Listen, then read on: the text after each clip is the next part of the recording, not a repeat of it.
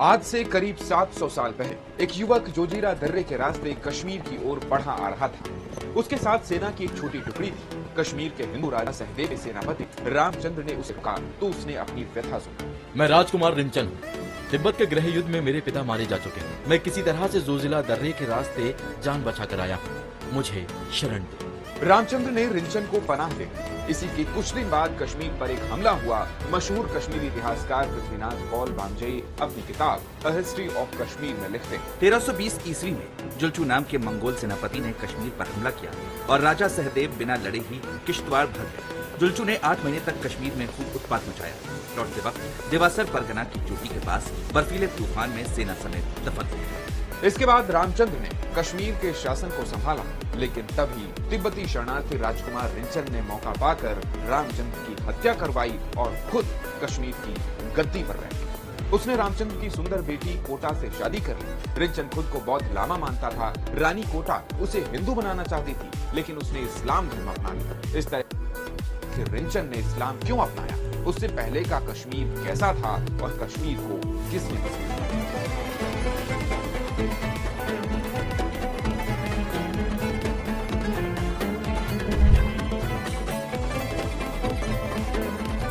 कश्मीर के बसने से जुड़ी 3 मिथकीय कथाएं मिलती हैं, जिनमें पहला किस्सा है ऋषि कश्यप का। हिंदू माइथोलॉजी के नीलमत पुराण के मुताबिक कश्मीर घाटी पहले सतीसर नाम की एक विशाल झील थी, जिसे ब्रह्मा के पोते कश्यप ऋषि ने सुखाकर कश्यपपुरा बसाया, जिसे अब हम कश्मीर कहते हैं। दूसरा किस्सा है काशिफ जिन का।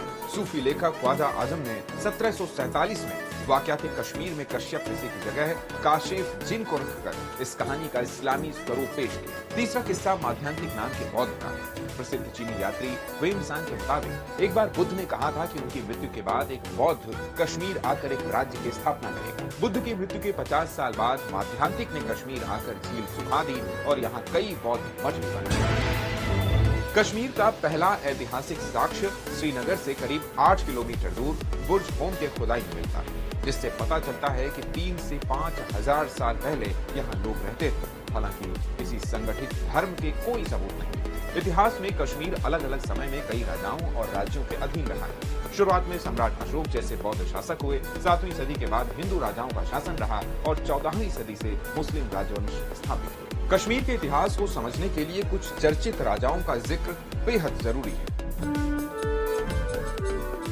724 से लेकर 761 ईस्वी तक ललितादित्य के शासन को कश्मीर का स्वर्ण युग माना जाता है। उन्होंने 14 साल तक युद्ध लड़कर अफगानिस्तान, पंजाब, बिहार, बंगाल और ओडिशा तक जीत हासिल की। अमेरिका की विस्कॉन्सिन यूनिवर्सिटी के प्रोफेसर आंद्रे विंग की किताब अल हिंद के मुताबिक ललितादित्य ने चीन के शिनजियांग प्रांत का भी बड़ा हिस्सा जीत लिया। इसके करीब 250 साल बाद यानी 1000 ईस्वी से 1027 ईस्वी के बीच महमूद गजनी ने भारत पर 17 बार हमला किया और लूट की। इसी दौरान उसकी नजर कश्मीर पर पड़ी और 1015 ईस्वी में उसने पहली बार तोसा मैदान दर्रे के रास्ते कश्मीर पर हमला किया। उस वक्त कश्मीर में संग्राम राजा का शासन था। गजनी की सेना कठिन रास्तों में भटकने के साथ बाढ़ में फंस गई और गजनी को खाली हाथ लौटना पड़ा। इसी तरह 1021 ईस्वी में उसने फिर से कश्मीर पर हमला किया, लेकिन इस बार भी नाकाम रहा। इसके बाद के कश्मीरी राजा कमजोर होते रहे। उनके भोग विलास की वजह से उन्हें अपना राजदंड और मुकुट विदेशी व्यापारियों के पास गिरवी रखने की नौबत आई।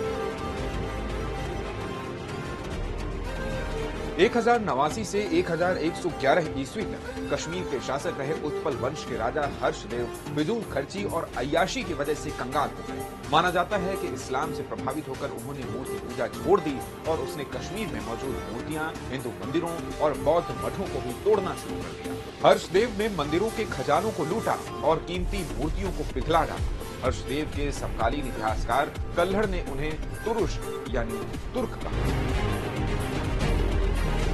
इस वीडियो की शुरुआत में हमने तिब्बत से कश्मीर आए बौद्ध राजकुमार रिंचन का जिक्र किया था, जो कश्मीर का राजा बना और इस्लाम स्वीकार किया।